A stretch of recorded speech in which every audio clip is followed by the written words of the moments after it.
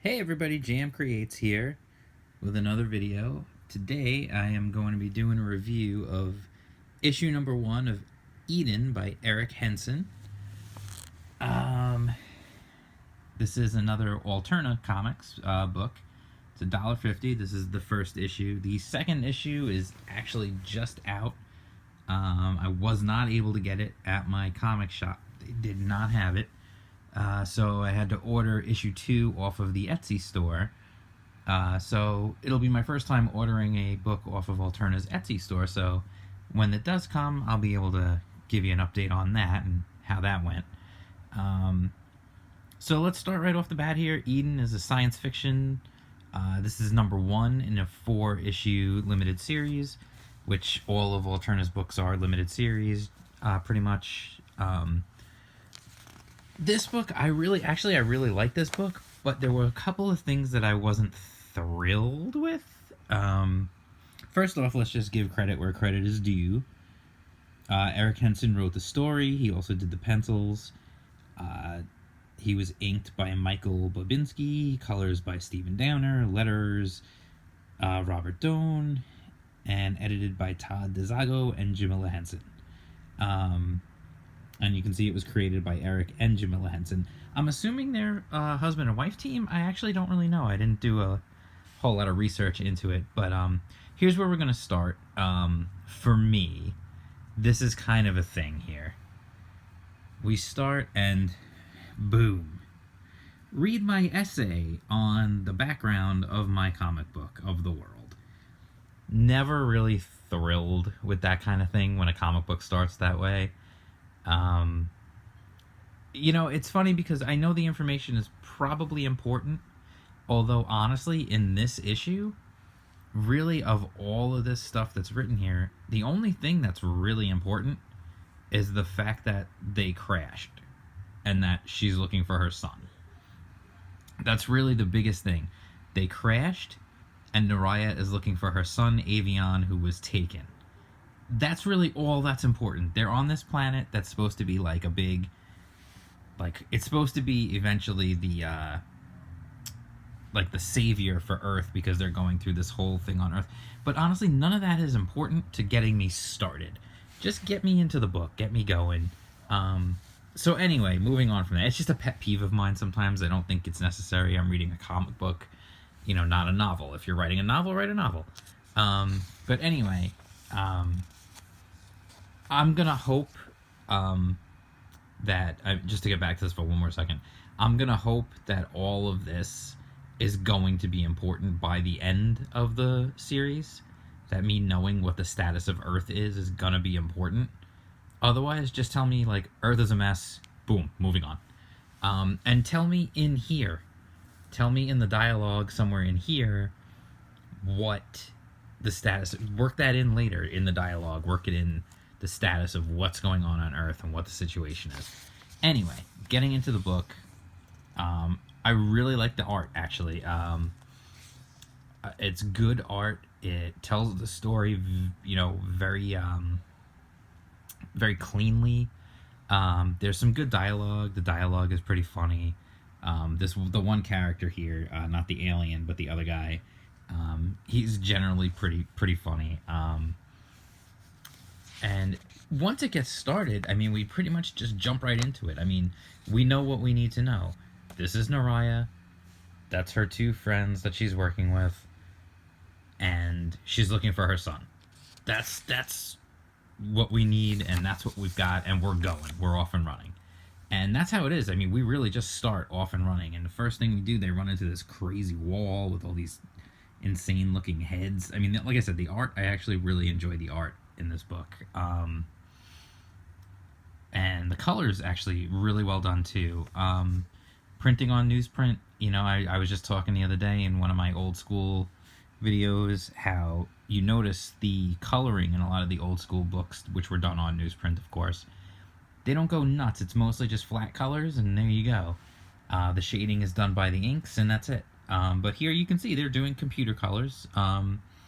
And they do a really nice job. I feel like they did a really good job of conveying they're in a dark area without making the image is too hard to see. You know, like the colors are bright. We've got, you know, stuff going on. It's a really cool panel here with the silhouettes. And I think that I give the colorist a lot of credit here, because it's very easy to overdo it and muddy the stuff up, and you wouldn't see. And even in the really like dark areas, like look at this. This is clearly dark. You can tell they're in a dark environment, but you can see everything clearly. It's really well done. I give a lot of credit to whoever did the colors on this book, because you can, if you're not careful, really make dark, muddy newsprint, especially when you're doing these colors. And it's easy when you're doing computer colors to want to do 87 million tones of, let's say, of purple in this panel here. But if you do that, sometimes you really just muddy it all up. And they did a really good job. I give them a ton of credit.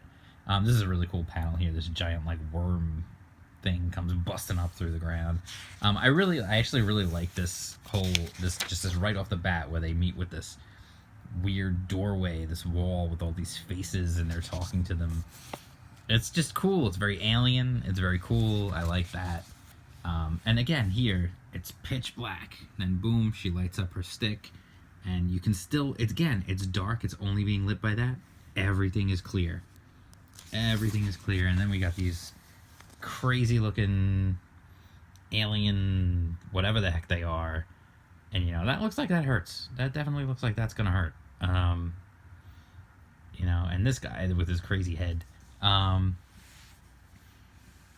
they're surrounded, but they fight like it's good. You know, and she fights, she wipes him out, and then they're off.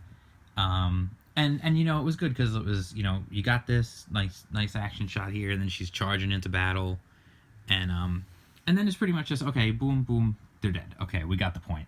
You know, they didn't need to spend too much time on that. Let's just get it done, and we'll keep on moving. And that's what I like. What I do like about this book is it's, you know, it's a 4-issue, right? Yeah, it's a 4-issue miniseries, and they just hit the ground running, and just once, like I said, once you get started, it's just going.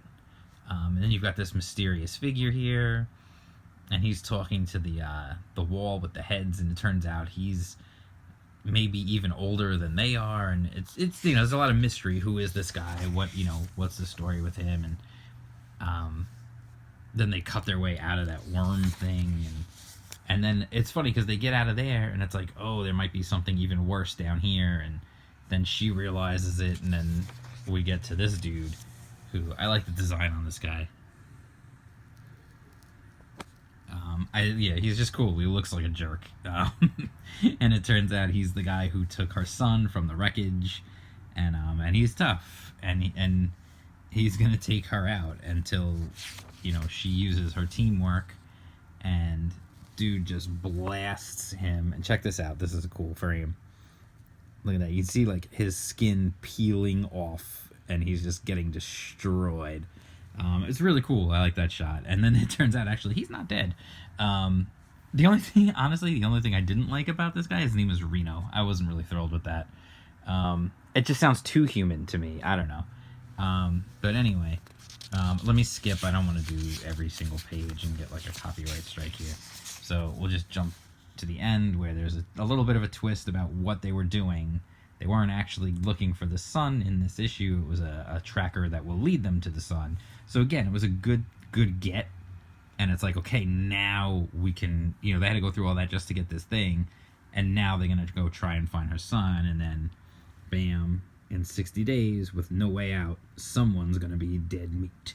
So I really actually, I have to say, I really enjoyed this book. I actually read it twice. And part of that was because I wanted to reread that opening just to get a feel for the world, a better feel for the world. And I think they've really created a really neat world for these characters, and they've got some good characters. And I definitely see a lot of potential with this story, which is why I did order issue number 2, and I'm looking forward to reading it. Hopefully it'll get here soon and I can read it, and I'll do a video about that for you too. So if you read this, let me know what you thought of it. I'd love to hear more opinions on it. What do you guys think about like the whole this whole history in the beginning. Do you like it? Do you not like it? Do you not care? Did you read it? Did you skip it? Like, well, let me know. I'd love to know how other people feel about that. Is it okay? Would it be better if it was just shorter? I don't know. Overall, I really do like the book. I really like the art a lot. Like I said, the colors, fantastic. In fact, you know what? I like the colors so much. Stephen Downer, dude, you rocked it. You did a great job on the colors on this book. And again, Alterna, newsprint, the book is beautiful, and I really like it, and I enjoyed it. It was good action adventure story, and it's got a clear point of where we're headed, and I have a feeling there's going to be some twists along the way, and I really am looking forward to seeing what happens next. So when I get issue 2, I'll let you guys know what I think about that. So if you like this book, let me know. If you read it, if you didn't read it, if you liked it, if you didn't like it, whatever, let me know. I would love to hear more about it.